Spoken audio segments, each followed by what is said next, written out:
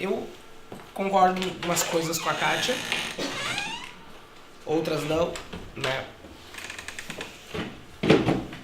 É certo o ponto de vista dela mesmo que vamos esperar com a educação hoje, né? Para o futuro. Pra não esperar nada, né? Porque no começo ali ela fala bem assim, não sei se é bem, mas é mais ou menos, por cima disso.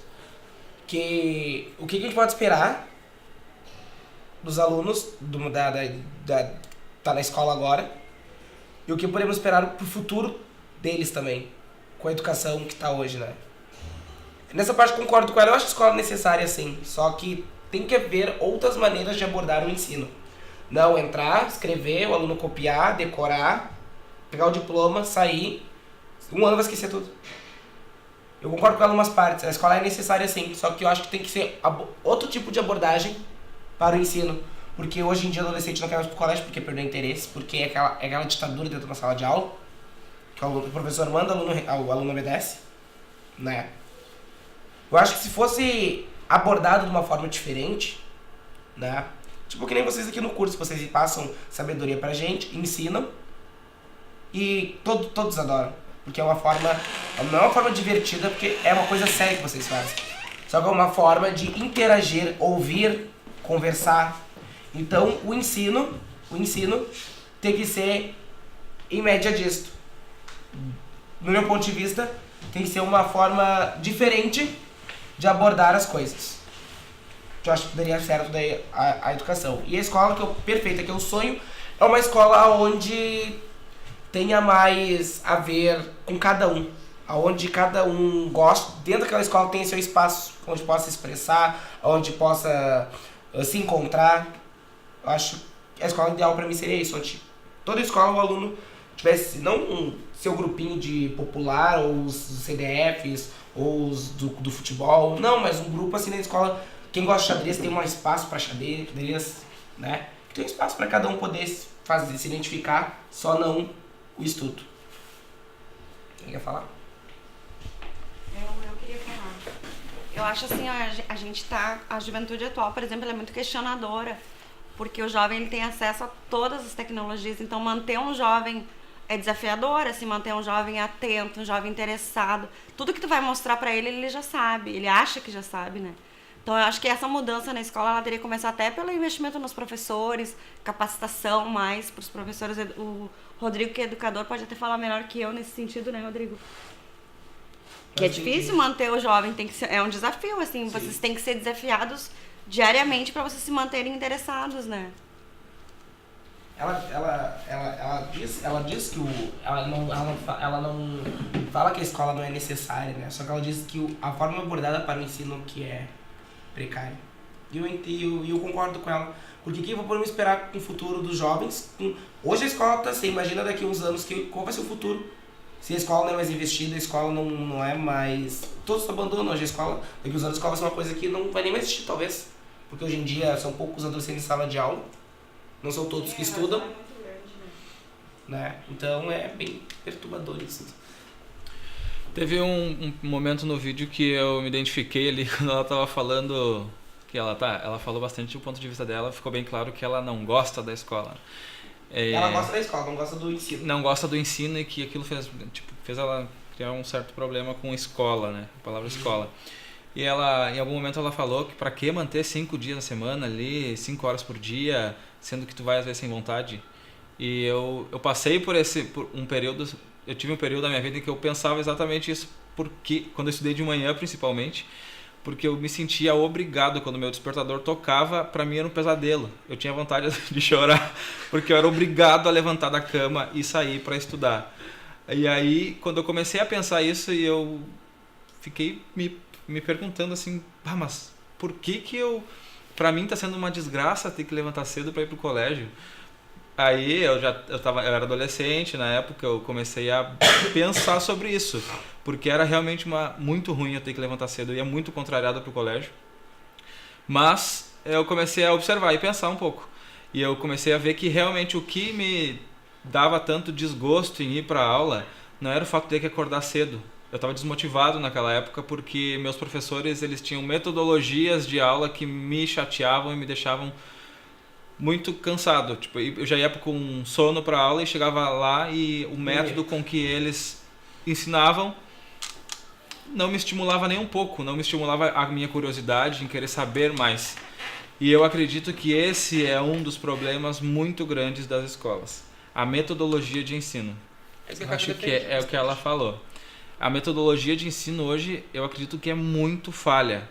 Mas eu não olho para esse lado com desesperança, né? Eu conheço muitos professores, pessoas que estudam hoje a licenciatura, pessoas que se formaram recentemente, e eu percebo que eles aprendem a ensinar de uma forma muito propícia para os jovens e adolescentes, a ponto de estimular neles a curiosidade e a vontade de estudar. Eles são ensinados, eles se formam professores capazes de chegar numa sala de aula e ensinar de uma maneira muito interessante, elaborada e correta e que vai fazer o aluno se interessar na aula. Agora vai muito do indivíduo querer elaborar uma aula assim. E aí entram muitas questões, que é a falha no sistema da educação. Porque o professor, hoje em dia, ele trabalha demais. Ele não trabalha só na escola, ele trabalha em casa. Entra aquela história de correção de provas. E aí, como é que um professor que foi... Ele aprendeu a dar uma aula perfeita, assim, chegar no colégio e dar uma aula perfeita. Mas a escola exige tanto dele, às vezes. O sistema, né, das escolas exigem tanto, às vezes, que para que ele vai virar mais uma noite montando uma super aula se a vida particular dele já está se indo embora, já não tem mais prazer em estar montando uma aula tão elaborada, porque ele tem que passar o dia inteiro dando aula, chegar em casa, corrigir provas, preparar mais aulas, e aí começa a desestimular o profissional. E mais uma falha que eu acredito que seja da educação. Existem casos e casos, né, de professores, mas eu acho que os professores de hoje, de acordo com o conhecimento que eu tenho e vivência com professores, eles são capazes sim, mas eu vi pessoas sendo formadas, entrando na escola e voltando a aplicar aquela mesma metodologia que ele recebeu no colégio. Chegar ali, ficar ouvindo horas e horas um professor falar, passar textos enormes no quadro e depois ter que responder perguntas.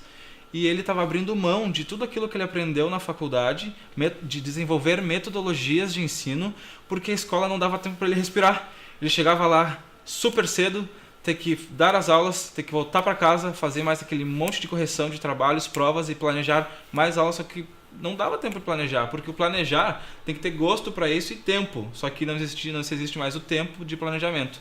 Eu acho que se corrigisse um pouco essa questão aí de dar ao professor o tempo para ele planejar, eu acredito que uma vantagem muito grande do educador hoje em dia, que é o meu caso, é porque eu tenho tempo de planejar, eu tenho tempo de pensar em algo que vai ser bom para os adolescentes. E eu acredito que o professor hoje da escola, ele não tem esse tempo necessário para estar planejando as aulas dele. E tu tem liberdade também para a temática que tu vai trabalhar. Liberdade. E agora, falando sobre a escola ideal, eu acredito que... Eu não monto na minha mente uma escola ideal. Eu não gostava muito de estudar, mas eu estudei. Faz parte do sistema a gente estudar. E uma escola ideal, assim, acho que está longe da gente chegar perto dela. De acordo com algumas coisas que eu já estudei, já vi, existem modelos de escolas. Aqui no Brasil já existe um modelo, iniciou na Europa, eu acho um modelo de escola que é perfeito, já foi avaliado por educadores, psicólogos e tudo mais, que eu não tenho muita informação sobre ela, posso falar um pouquinho, que são aulas onde a criança escolhe a matéria que ela vai estar estudando.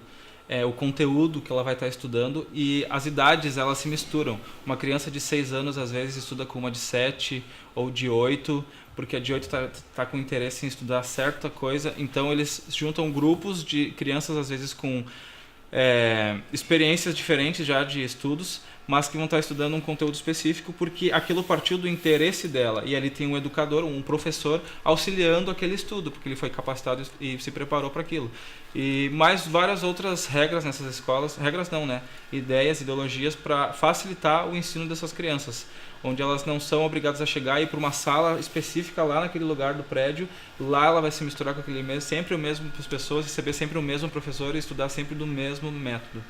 Então, eu acredito que existe já um modelo de escola que é muito bom, Só que não me lembro do nome, não me lembro nome do modelo de escola, mas já existe a iniciativa aqui no Brasil, graças a Deus, já existe um modelo que está acontecendo e está funcionando.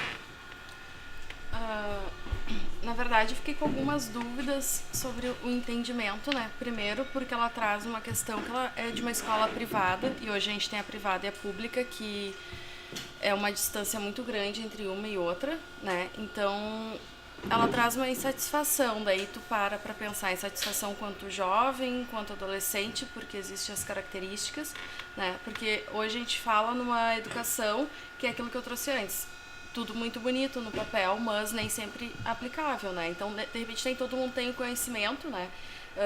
Eu venho de uma licenciatura e a gente aprende, né, que existe uma base nacional curricular que é comum a escolas públicas e privadas, onde ela vai trabalhar os mesmos conteúdos de matemática, história, licenciatura, português, educação física, e ali circulam os temas transversais, né? Então, a base nacional para que o que é trabalhado no Rio Grande do Sul, lá no norte também, seja trabalhado, né? E os temas transversais, a parte diversificada, que daí de acordo com as regiões isso seja trabalhado, né? Então, ali se avalia dentro da educação, dentro da proposta da política, que todo indivíduo, né, independente de região, ele tem um conhecimento comum a todos, né? Quando vai se trabalhar em literatura, vai se trabalhar aqueles mesmos livros, né? Mas daí vem a questão que foi falada antes, que foi da metodologia, né? A gente vem numa história na educação, uma mudança grande e recente, né? Que é da ditadura para cá, que são as tendências pedagógicas, né? Que se fala muito na tendência liberal, que na verdade é a tradicional, né? Que é pela década de 70, que na verdade vinha uma educação que realmente o indivíduo ele só ia para a escola para reproduzir, para aprender aquilo que o professor falava, o professor era autoridade, aquilo que ele trazia como conhecimento não era levado em consideração, né? E pós-ditadura veio uma nova tendência, só que infelizmente, né, a gente vê que ela veio só no papel, que é aquela tendência construtivista, né, que se constrói tudo junto, que tudo que o aluno traz de fora da escola é valorizado, né? E, infelizmente, as coisas são distorcidas, porque nesse processo, hoje, a escola se perdeu o valor e vem opiniões como essas de adolescentes que não valorizam, não gostam da escola, né? Porque, infelizmente, se teve uma leitura errada, né? Então, a escola pública, ela trouxe essa tendência construtivista, mas no momento que largou, né? Que larga o adolescente, né? E talvez a privada, que nem veio desse relato agora, desse vídeo, onde ficou sistêmico, né? E que tu vê que ainda está aplicando uma tendência pedagógica tradicional que é antes ditadura, que então não tá no papel a forma que é para se seguir, mas infelizmente, né, metodologicamente não se segue, porque dentro de uma faculdade tu aprende que esses métodos de conteúdo, que tu só aplicar conteúdo e aplicar provas não é o que te garante, né, um indivíduo de sucesso, bem-sucedido, porque tirou só a nota 10 na escola. Então, infelizmente, o que o profissional está aprendendo dentro de um curso superior de licenciatura, ele não está aplicando. Porque o que ela traz ali, o relato dela, é bem de um método que não é mais para ser utilizado, né? Tu utilizar de outros valores e não simplesmente só valorizar aquele aluno nota 10, né? Sim.